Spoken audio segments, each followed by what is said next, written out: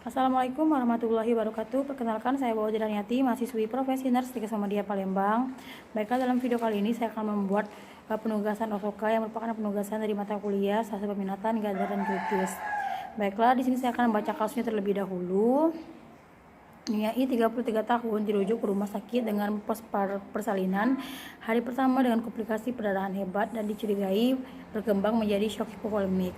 Sebelum dirujuk, pasien sudah menjalani perbaikan hemodinamik, yaitu pemberian cairan pengganti pemberian produk darah, namun tidak mendapatkan hasil yang maksimal. Pasien mendapat terapi pendamping berupa dopamin 3-10 mcg per kilogram BB per menit. Sebelum dirujuk, tekanan darah berkisar 90/60 mm air raksa, dan dari hasil pemeriksaan fisik pasien didapatkanlah vital sign, yaitu tekanan darah 100/60, heart rate 124 kali per menit, RR 30 kali per menit, suhu 37,1 derajat Celcius, CVV 14. Dan pada respirasi yaitu terdengar ronci pada seluruh lapang paru dan crackles menggunakan simple max 6 liter per menit dikarenakan kadar PCO2-nya merendah, dan kardiovaskularnya yaitu bunyi jantung 1 dan S2-nya terdengar normal. Kemudian itu neurologi GCS I4, motorik I2, motorik 4, verbal 4, dan lebar pupil yaitu 3 mm bilateral, dan ekstremitas sakral dingin, terlihat cyanosis, pitting edem derajat 4, terpasang infus di ekstremitas atas kanan 100 cc per jam. Dan hasil pemeriksaan diagnostik Longstein yang didapatkanlah yaitu edem paru.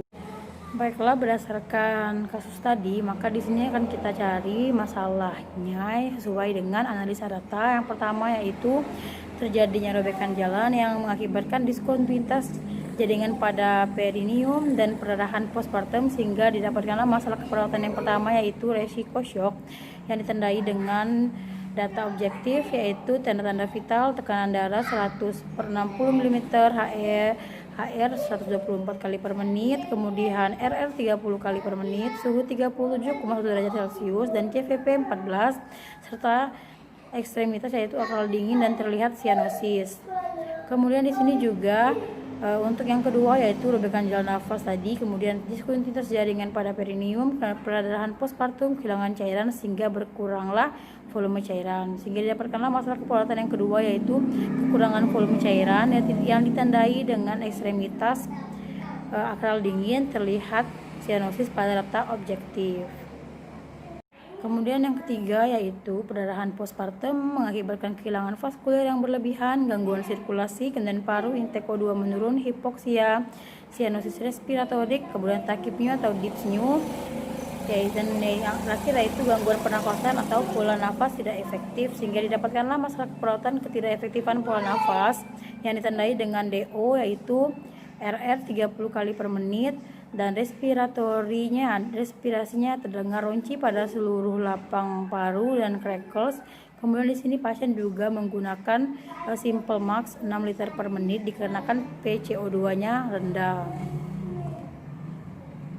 Sehingga dari sini didapatkanlah prioritas masalah keperawatan. Yang pertama itu ketidakefektifan pola nafas, kemudian resiko shock, kemudian kekurangan volume cairan, dan untuk diagnosa keperawatannya itu ketidakefektifan pola nafas berhubungan dengan hiperventilasi, kemudian resiko shock, yang terakhir yaitu kekurangan volume cairan berhubungan dengan asupan cairan yang kurang.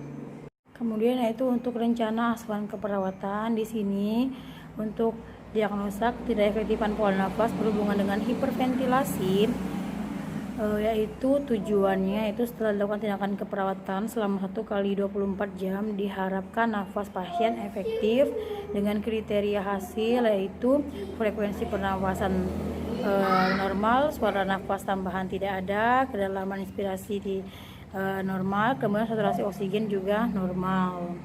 Kemudian untuk rencana keperawatan yang diambil yaitu menurut NIC yaitu yang pertama adalah monitoring pernapasan atau pemberian saturasi oksigen. Yang pertama itu membersihkan mulut, hidung, dan trachea dengan tepat, kemudian pertahankan kepatiran jalan nafas, siapkan peralatan oksigen dan berikan melalui sistem humidifier.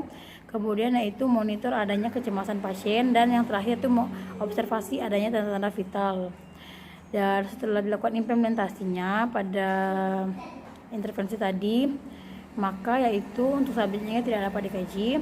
Kemudian itu outcome-nya, kemudian untuk outcome-nya yaitu di sini pasien dilakukan pemasangan oksigen dengan simple max, di mana ini diindikasikan pada pasien dengan keluhan sesak nafas, nyeri dada, serta dan lain-lainnya menurut Nilu dan Suciati 2010, yang dimana asesmennya itu masalah terlatih sebagian dengan tujuan yaitu dengan hasil dari outcome-nya yaitu menjadi 4 dan intervensi dilanjutkan. Kemudian untuk intervensi yang kedua yaitu resiko shock, di mana resiko shock ini yaitu adalah tujuannya adalah setelah dilakukan tindakan keperawatan selama 1 kali 24 jam diharapkan resiko shocknya berkurang, yang ditandai dengan kriteria hasil penurunan tekanan darah sistolik normal, penurunan tekanan darah sistolik dari 3 menjadi 5, kemudian ronci pada paru dari 3 menjadi 5, dan akral dingin atau kulit lembab dari 3 menjadi 5. Dimana intervensinya yang diambil yang pertama adalah monitor tekanan darah, monitor tanda-tanda vital pasien, berikan cairan dengan tepat, berikan terapi IV yang ditentukan, monitor status hidrasi, kemudian kolaborasi dengan tim medis dalam pemberian obat. Dan intervensi dan implementasi dari diagnosa yang kedua ini adalah pemberian obat dopamin yaitu 3-10 mcg, di mana evaluasinya yaitu untuk outcome-nya untuk subjeknya tidak dapat dikaji. Kemudian untuk outcome-nya yaitu pemberian obat dopamin merupakan alat yang dapat meningkatkan kekuatan pompa jantung dan aliran darah menuju ginjal, yang biasanya digunakan untuk mengobati kondisi yang timbul pada pasien yang mengalami shock hemoragik. Dan untuk asesmennya itu masalah terlatih sebagian, di mana untuk hasil dari tujuan diagnosa tadi itu menjadi 4. Kemudian intervensi tetap dilanjutkan. Baiklah, untuk diagnosa yang terakhir yaitu ketidakefektifan volume cairan atau kekurangan volume cairan, di mana di sini untuk tujuannya yaitu setelah dilakukan tindakan keperawatan selama 1 kali 24 jam diharapkan cairan pasien adekuat dengan kriteria hasil yaitu tekanan darah dari 3 menjadi 5, turgor kulit dari 3 menjadi 5, membran mukosa dari 3 menjadi 5, kemudian yaitu kehausan dari 3 menjadi 5, dan urin dari 3 menjadi 5. Di mana intervensi di sini yang diambil yaitu manajemen cairan. Yang pertama yaitu monitor tanda-tanda vital pasien, berikan cairan dengan tepat, berikan terapi IV yang ditentukan, kemudian monitor status hidrasi dan kolaborasi dengan tim medis dalam pemberian obat. Kemudian untuk implementasinya yang diberikan adalah cairan RL, dan untuk subjektifnya tidak dapat dikaji, dan untuk objektifnya yaitu pemberian cairan IVFD-RL pada semua kasus shock ketika kardiak failure berkurang karena berkurangnya volume intravaskular atau adanya obstruksi mekanisme yang kerjanya dengan menggantikan cairan yang hilang karena imbalance elektrolit atau volume shift, peringatan stroke volume, dan meningkatkan cardiac preload. Dimana untuk asesmennya itu masalah terlatih sebagian, dimana tujuannya dari 3 menjadi 4. Kemudian yaitu untuk intervensinya tetap dilanjutkan. Baiklah, saya akhiri. Apabila salah kata saya mohon maaf, pada Allah saya mohon ampun. Wabillahi taufiq wal hidayah. Wassalamualaikum warahmatullahi wabarakatuh.